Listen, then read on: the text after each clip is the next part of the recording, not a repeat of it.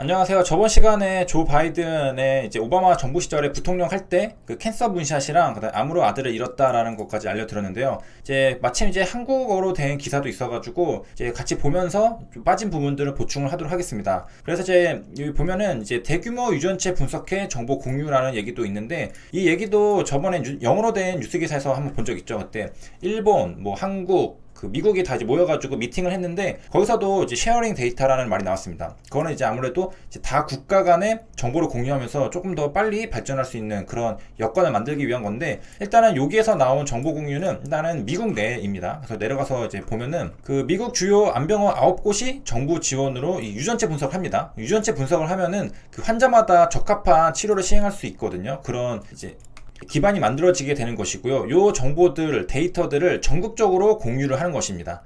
그 다음에 이제 저번 시간에 이제 봤듯이 이제 1조 원 정도를 이제 쏟아붓는 그런 프로젝트였습니다. 그래서 이제 캔서 문샷이라고 되어 있는 그 10년 만에 암 연구 정부 예산이 다시 늘었다고 합니다. 그래서 이 배경에는 이제 바이든 부통령 아들이 그 주 법무장관이었거든요. 근데 이제 2013년에 이제 브레인 캔서, 뇌암을 진단을 받았고요. 그러고서 와서 지금 요 기사가 2016년이거든요. 그리고 작년에 이제 아들을 잃었다고 하니까 2015년이거든요. 그렇다면 계산을 해보면은 2014년 진단, 그리고 이제 투병 생활을 좀 하다가 2년 정도 지나서 이제 하늘나라로 가신 걸 알 수가 있는데요. 또 뭐 수술도 해보고, 뭐 방사선 치료도 하고, 함재 치료도 하고, 요거는 이제 국소적, 그 다음에 요거는 전신 치료죠. 그래서 해볼 만한 거는 이제 다 해보고, 이제 2년 동안 이제 하다가 이제 가셨는데, 그러고 나서 이제 바이든 부통령이 이제 국가가 치료에 적극적으로 나서야 된다면서 문샷 프로젝트를 주창했습니다. 이거는 이제 개인적인 그런 사연도 그 이제 반영이 되겠죠. 사람인지라 자신이 겪었던 그런 이제 아픔들이 이제 이런 국가 정책에도 굉장히 이제 영향을 미칠 수 있을 것 같은데, 이래 또 이제 오바마 그 정부 시절이거든요. 그때 부통령이 이제 바이든이었고, 이번에 이제 대통령에 굉장히 가깝게 이제 다가왔죠. 그래서 이제 바이든이 이제 대통령이 된다면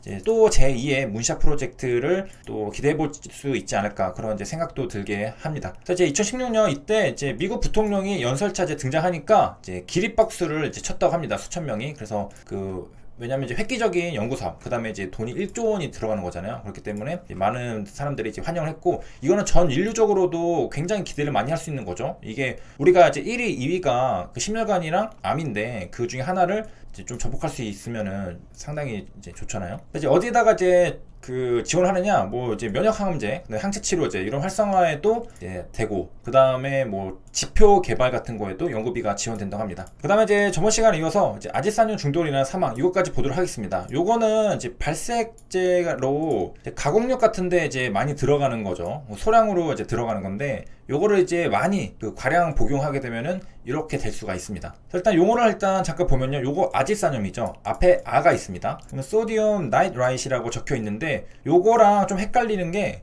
이 소디움 나이트레이트입니다. 둘이 굉장히 비슷하게 생겼죠. 근데 뒤에 단어가 조금 다릅니다. 요거는 나이트레이트이고 이게 질산나트륨이고요.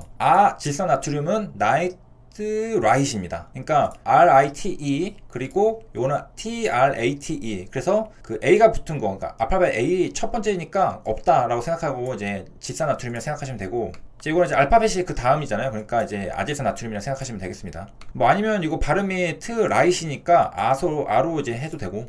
그래서 요거 나이트라이시니까 아질산염입니다. 그래서 요게 이제 인톡시케이션이라는 말이 있는데, 요거는 뭐 딱 봐도 요거겠죠. 그래서 중독도 뭐 여러 가지가 있는데, 요거 이제 인톡시케이션이라는 것은 이제 동물이 체내 작용해서 기능장애 일으키는 거를 나타내는 겁니다. 그래서 우리가 중독이라는 뭐 어딕션 이런 것도 있잖아요. 근데 이제 중독은 이제 동물. 그래서 이제 종류가 여러 가지 있는데, 일단은 급성, 만성도 있고, 그 다음에 약물, 독극물, 가스, 세균 이런 종류들이 있습니다. 아지산염 같은 경우는 뭐 이런 데다 이제 해당이 되겠죠. 약물, 독극물에. 영어로 된 것도 이제 보면요, following the use of a substance, 그러니까 이 약물 같은 것들을 사용한 다음에, 그 다음에 이제 어떤 이제 변화들이 일어나는 건데, 이거 significant behavioral psychologic changes, 그러니까 중대한 뭐 행동이나 뭐 심리적인 변화들이 일어나는 겁니다. 그러니까 우리 몸에 뭔가 문제가 생기는 거죠. 그래서 이제 예를 들면 뭐가 있냐면은, 이거 단어 굉장히 어려운데 메히모글로비네미아라고 하죠. 그래서 그 메트, 그 다음에 요거는 이제 헤모글로빈입니다. 그래서 이런 시비어, 그러니까 심각한 거죠. 이런 거에 이제 원인이 될 수 있다는 건데, 여기 보면은 뒤에 역시 나와 있듯이 which may be fatal, 그러니까 심각할 수, 치명적일 수 있다라는 겁니다. 자, 그래서 메트 헤모글로빈 혈증, 이거는 이제 뭐냐? 여기 보면은 요거 P혈자거든요. 그래서 P혈자고 이제 증세증이고요. 우리 몸에 이제 헤모글로빈 분자가 있죠. 그 혈액에 적혈구에 있잖아요. 이게 이제 산소를 운반하는 건데 이 철이 삼가로 산화된 겁니다. 산화. 이게 산화가 된 거거든요. 그러면 어떤 문제가 생기느냐? 이게 이제 혈색소 철분이 이제 산화가 되는 거잖아요. 적혈구가 빨간색 이유는 헤모글로빈이 있기 때문인 거죠. 그래서 혈색소. 요게 산화가 이제 삼가로 된 건데, 그러면 이제 갈색화가 된다고 합니다. 갈색이 되면서 정상적인 산소와의 결합이 이루어지지 않는 상태. 그러니까 산소랑 결합이 이루어지지 않으면 어떻게 되겠어요? 우리 몸이 이제 산소를 공급받지 못하면은 우리 몸은 산소가 반드시 필요한데 그런 산소가 없다면은 심각하게 되겠죠. 그래서 여기서도 이제 나와 있듯이 뭐 유전적 장애도 있겠지만은 질산형 과다 섭취일 때 요 메트 헤모글로빈 혈증이 발생할 수 있다. 라고 합니다. 그래서 철이 이제 삼가로 산화됐다는 게 무슨 말이냐? 여기 헤모글로빈에는 Fe2+가 적혀 있잖아요. 요 이온이 있는데 이게 3이 된 겁니다. Fe3+로 이제 산화가 됐다고 하는 거거든요. 우리가 이제 저번에 공부했던 거 잠깐 복습해 보면은 산화랑 환원이 있었는데, 산화라는 것은 여기 보면은 전자를 잃으면 산화라고 했습니다. 전자를 잃으면은 그 마이너스가 플러스가 되겠죠. 여기는 이제 0이었는데 산화가 되면 전자를 잃으니까 그 플러스가 됐습니다. 2+가 됐죠. 이러면 이제 산화가 됐다라는 것인데,